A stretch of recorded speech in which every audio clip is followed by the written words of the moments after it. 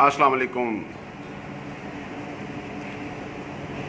फैसल नज़ीर आपकी खिदमत में एक नए आर्टिकल के साथ हाजिर। आर्टिकल का नंबर है 421/421।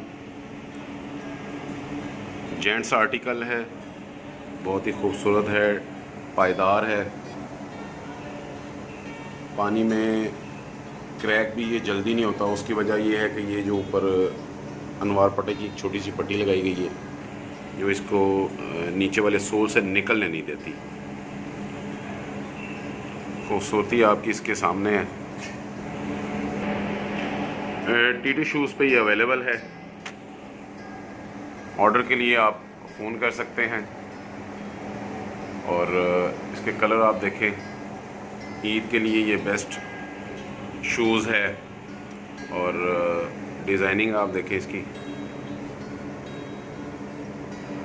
सिलाइयाँ चेक करें, बहुत ही अच्छी और उम्दा सिलाई की गई है, डबल सिलाई है।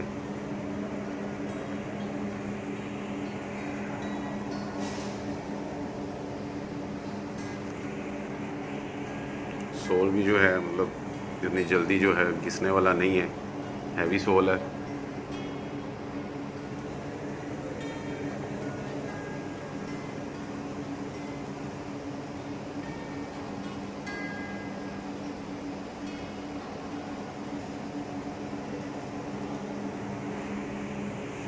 उम्मीद है आपको आज का ये आर्टिकल मर्दाना 421 पसंद आया होगा।